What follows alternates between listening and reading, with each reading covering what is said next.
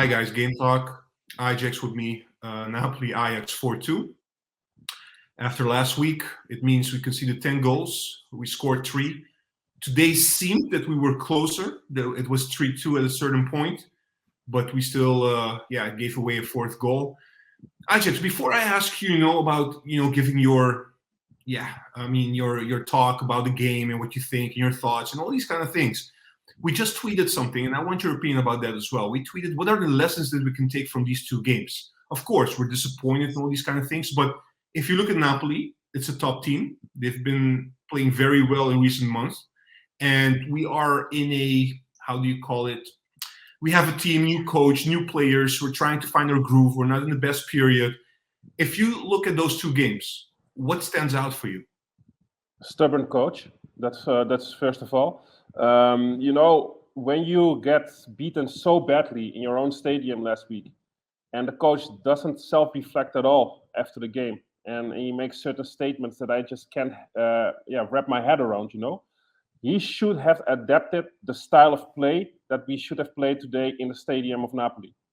This is a team in form. They haven't lost since April. They are first in their competition. They are a dominant force at the moment and are playing very good football. How naive is it that you try to play your own style of football again? We're not in form. It is not clicking. And still, he tries to play that kind of football. I know we have a certain philosophy, but sometimes you need to adapt to the team that you're facing. He should have built in more defensive security within the team. Maybe played with a double pivot in front of the defense with Alvarez and Grealish to make more of a block. But no, we just went in naive again, and we got punished in the first 15 minutes. They even gave us like the idea that we were in control after the first goal. But for me, they were playing at 60% today, and they were just cruising. And this is painful, man. And we have to conclude with the coach that we have now and the choices that he makes. We are not Champions League material at the moment. Maybe it's because we lost a lot of first-team players, and this is actually a rebuild year. But we have nothing, we can do nothing in the Champions League within this group because we're just not good enough to face these kind of teams in this form that we have, and a coach that just doesn't seem to figure it out, bro. He doesn't seem to figure it out. So it's painful, but it could have been more painful than it was. 4-2 is not as painful as in Amsterdam, but it hurts. I'm not going to lie. Not going to lie. And I want to say this, first of all, Napoli played well again.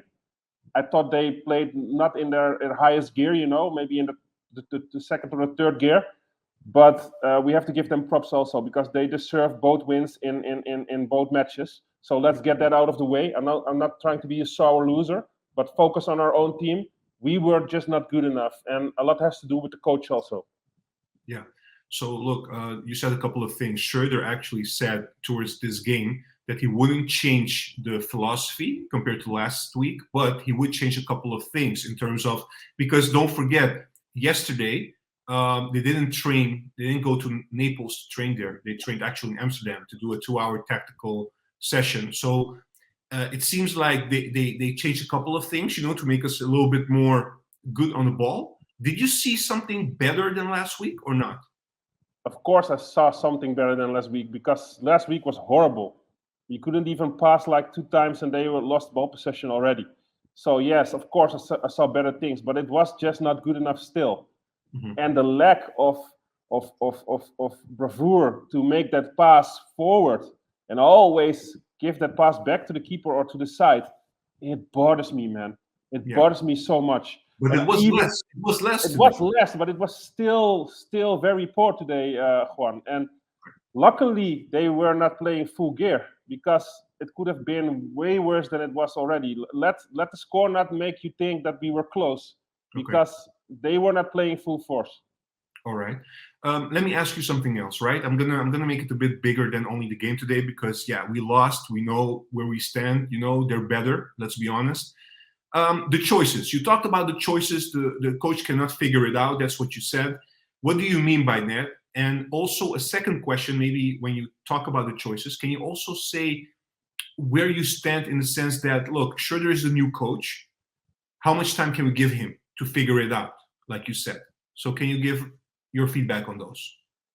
It's difficult. I'm full in my emotions right now. So at the moment, I'm like fuck it, and let's get another coach in. But that's just the emotion speaking.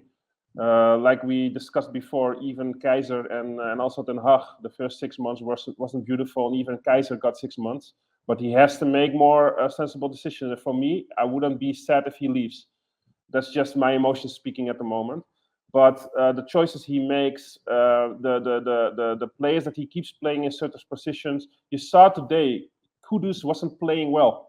He was offside all the time. He wasn't a force to be reckoned with up front, you know. With Brobbey, it was a lot better already. He could hold the ball. He even forced a penalty.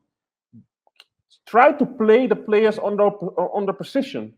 Kudus is a 10. He's not a striker. He tries to fulfill that position as best as he can, but he keeps playing him as a striker. You paid almost 20 million for Brobbey. Play the player at the striker position. Why is he not doing that? Furthermore, we have certain veterans within the team, you know, Tadic, Blind, even Berghuis, he's also a little bit old today, Klaassen. They should carry the team. They cannot be players, and especially Blind today, that are so far below par that they even drag the team down.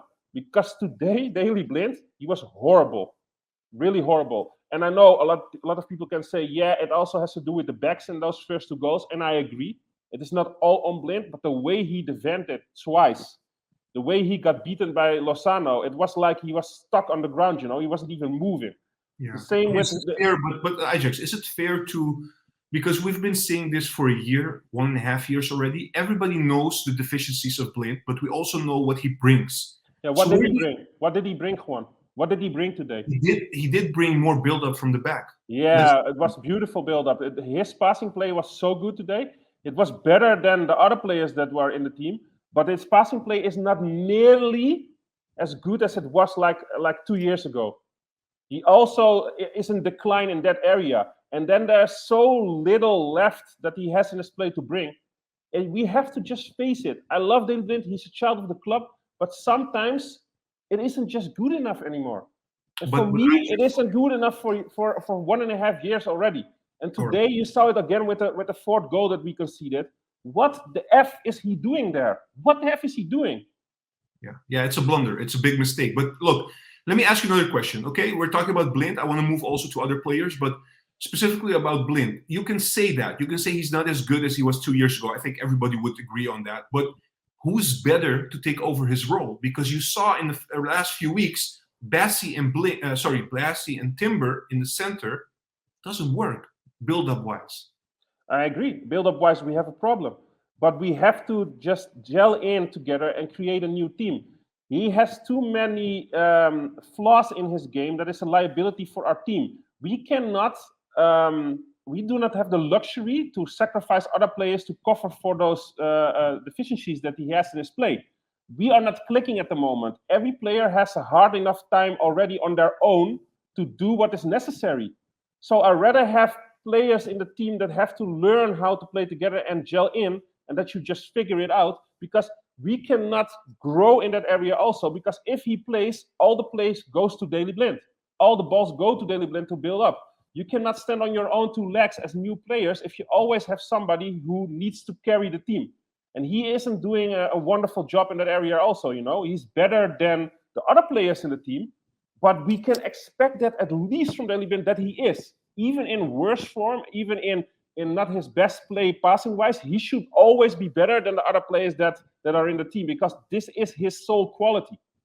And he isn't bringing it anymore.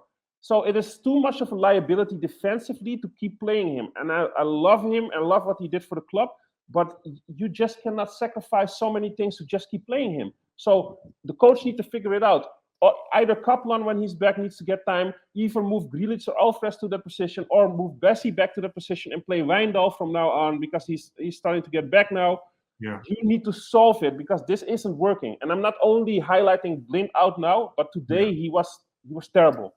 Look, there were a couple of players you mentioned. I want to touch upon those, so we move away from Blind. What's happening with Wijndal? I want to ask you this. What's your thoughts about that? Because we bought him for 10 million. And now even Yuri Bas is getting more playing time than him. Yeah, I do not understand that either. He's fully fit, right? He should be able to play minutes, right? Yeah, I do not know why he doesn't get minutes. That's something else that I want to ask the coach if I had a chance, because he wasn't playing that bad when he played early in the season. So that he does not get minutes at the moment, I do not know. These are those kind of things, Juan, that we would love to find out why. Yeah. Why? So Yeah. many topics that I think, why? And every time I think why, I think about the coach. Why is he doing that? Why is he not making other decisions? Why is he saying these kind of stupid things after matches? And I didn't even see the interviews now after the match because we're recording immediately. Yeah. But I have so many questions, and every question starts with why? Do you think somewhere we're being a little bit too critical? Because I remember even with Ten Hag, we also were critical about his choices and the things he did. Sometimes it wasn't even logical, but now we see the same thing. And a second question, which is a little bit different, that I want to ask you as well. I remember one of the reasons that were mentioned to us why Schreuder was picked as a coach was because he can continue the legacy of Ten Hag. Now, in all fairness, he lost a lot of players, in the summer.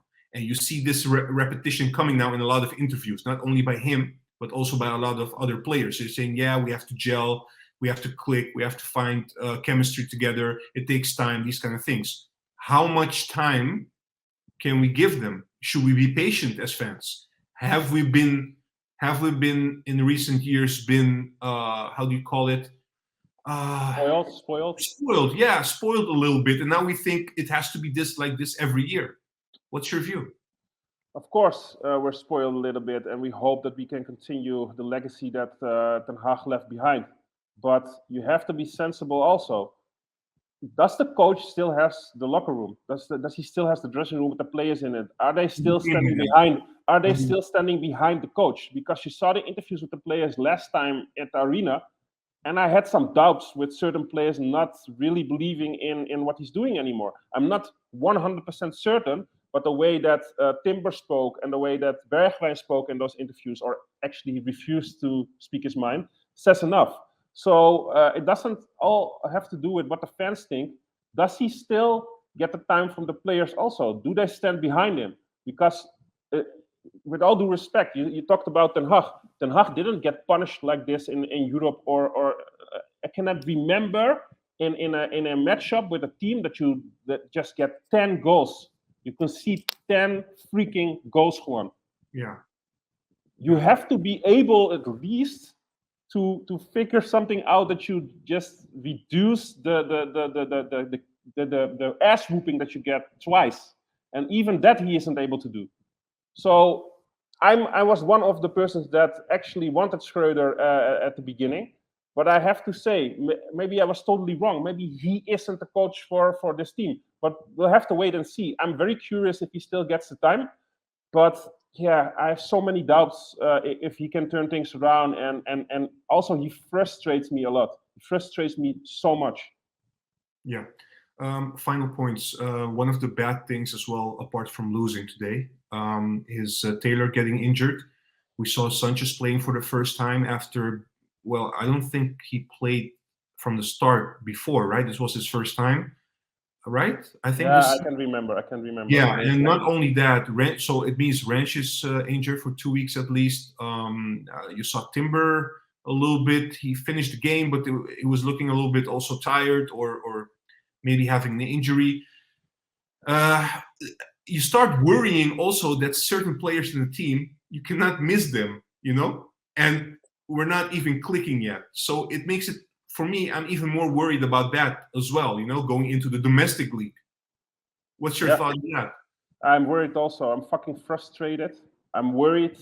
Even with the match against Volendam last weekend, it was too close for comfort. And that's the last position in the league at the moment. So if we cannot force ourselves to win that dominantly, and still in the end you are so close and almost lose points, I'm not comfortable at all. But I do not have the answers also. But at least start playing players in that position. Start playing Robbie again as a striker. If you want to play Kudus, play him as a freaking 10.